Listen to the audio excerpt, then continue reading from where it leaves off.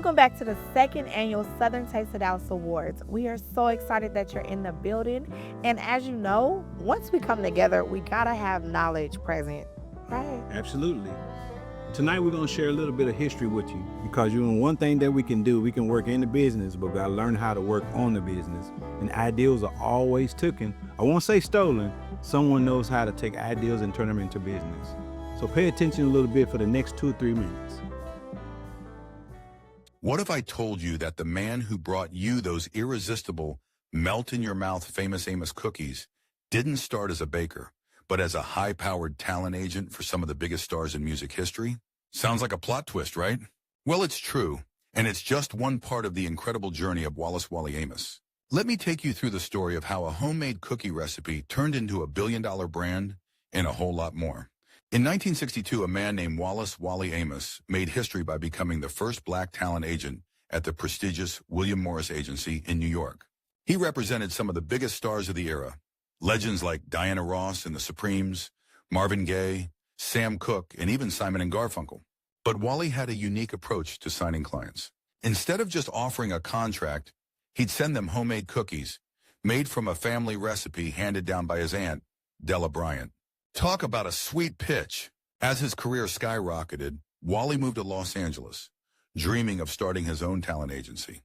But despite his early success, the agency didn't quite take off as he had hoped. That's when his love of baking took over.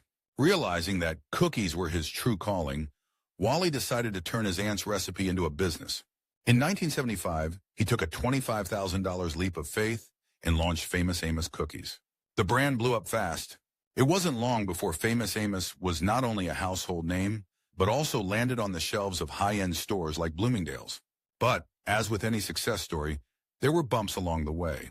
By 1982, just 7 years after starting the company, Wally sold Famous Amos to the Shansby Group, a move that he would later regret.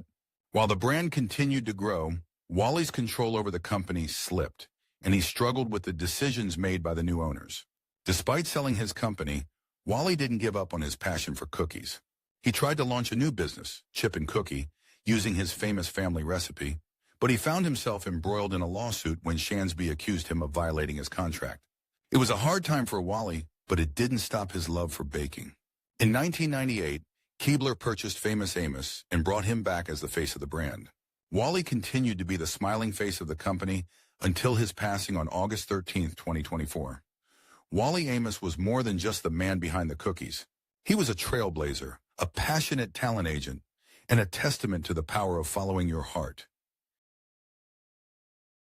Were considered an undesirable part of the bird and often relegated to just stock or even trashed entirely, until the owners of Anchor Bar in Buffalo, New York, Teresa and Frank Bellissimo, decided to deep fry them and cover them in a spicy sauce. And there's actually a few versions of this story, from when the Bellissimo's son came home from college with friends late at night and they needed to entertain those guests, to a mistaken delivery of chicken wings instead of breasts that required a creative use. But the Bellissimos are not the only people with a claim to the origin of buffalo wing. John Young, an Alabama man who moved to Buffalo in 1948, started serving cut-up chicken wings in a tomato-based mumbo sauce in 1961. While Anchor Bar is the de facto and accepted origin story of buffalo wings, John did get a shout-out and acknowledgement of his contributions in 2013 when he was inducted into the National Buffalo Wing Hall of Fame.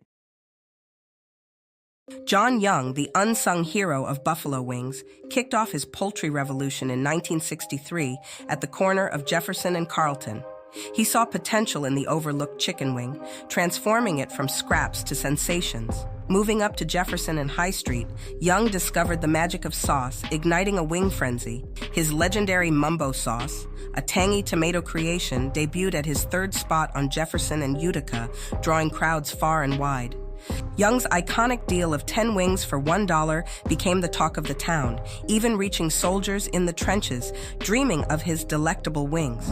Among his admirers was Frank Bellissimo, who later trademarked the buffalo wing with his wife, stealing Young's flavorful legacy. Young's daughter Lena is preserving his legacy with John Young's original, featuring his iconic mambo sauce. Young's influence on buffalo wings underscores the diversity in flavors and Black entrepreneurship. Now that we're back and you've seen a little bit of the piece that I talked about when it comes to history. And I said an ideal can be stolen. An ideal can be turned into a business. If you don't protect the ideal that you created, most of the time we're just cooking in the kitchen and creating recipes. We understand that part of it. We need to understand the business part of it. Come out of the kitchen and start working on the business before someone takes your ideal and turns it into a business.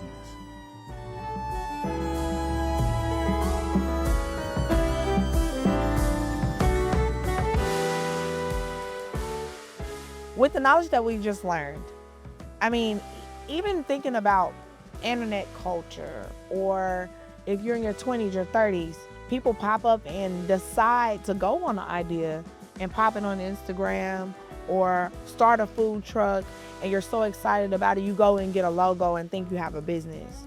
It's really important to understand your business, to use the resources that you have, to go get a DBA, a LLC, go trademark the business, because not everybody is gonna know it, but you have to handle business the proper way so that longevity and things like we've seen don't happen.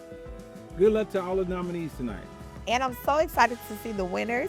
And if you didn't take an award this year, don't worry, because we'll be right back next year. And thank you to all of our amazing sponsors. Without the sponsor, there would be no us. Enjoy the show.